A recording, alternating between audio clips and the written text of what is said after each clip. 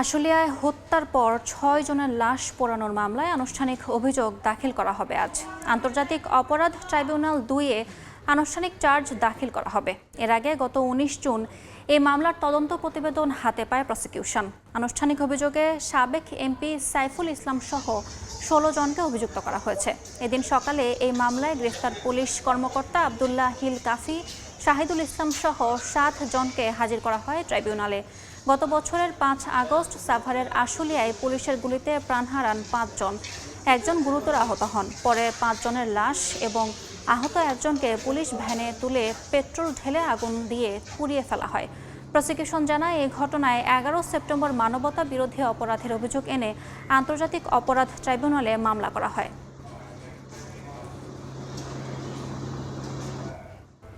আশুলিয়ায় হত্যার পর ৬ লাশ পোড়ানোর মামলায় আনুষ্ঠানিক অভিযোগ দাখিল করা হবে আজ।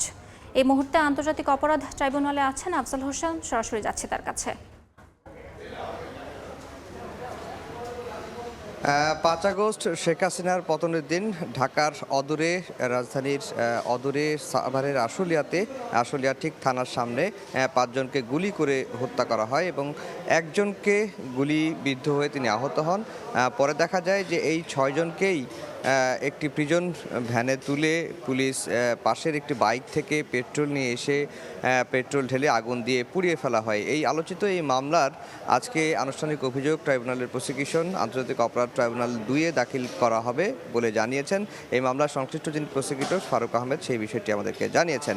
একই সঙ্গে এই মামলার তদন্ত রিপোর্ট আমরা দেখেছি যে গত ১৯শে জুনই তদন্ত সংস্থা ট্রাইব্যুনাল প্রসিকিউশনে জমা দিয়েছে এবং এই তদন্ত রিপোর্টে ১৬ জনকে অভিযুক্ত করা হয়েছে। এর মধ্যে ঢাকা ১৯ আসনের সাবেক এমপি সাইফুল ইসলাম তিনিও রয়েছেন, ঢাকা জেলা পুলিশ সুপার আবদুল্লাহ হিল কাফি রয়েছেন, পুলিশের আশুলিয়া জোনের এডিসি শাহিদুল ইসলাম, এইরকম পুলিশ কর্মকর্তাই বেশি।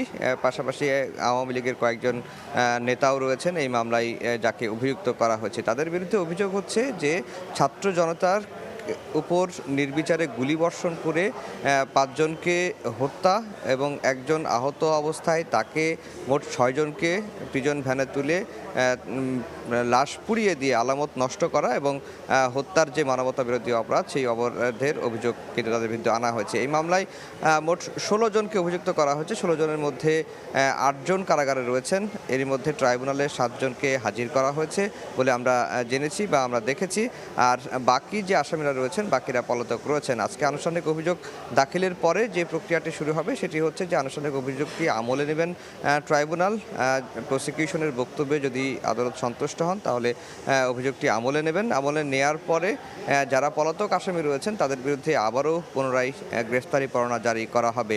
তারপরেও যদি আসামিদেরকে গ্রেফতার করা না যায় এরপরে পত্রিকায় বিজ্ঞপ্তি দেওয়া হবে তাদেরকে ট্রাইব্যুনালে হাজির হওয়ার জন্য। এরপরেও যদি পলাতক আসামিরা হাজির না হন তাহলে তাদের পক্ষে রাষ্ট্রনিযুক্ত আইনজীবী নিয়োগ করা হবে এবং রাষ্ট্রনিযুক্ত আইনজীবী নিয়োগ করার পরে অভিযোগ গঠনের শুনানি হবে এবং অভিযোগ গঠনের শুনানিতে আদালত যদি সন্তুষ্ট হন তাহলে তাদের বিরুদ্ধে আনুষ্ঠানিকভাবে বিচার শুরু হবে। এরপরে সাক্ষ্য প্রমাণ উভয় পক্ষের যুক্তিতর্ক উপস্থাপনের পরই মামলাটি রায়ের পর্যায়ে যাবে।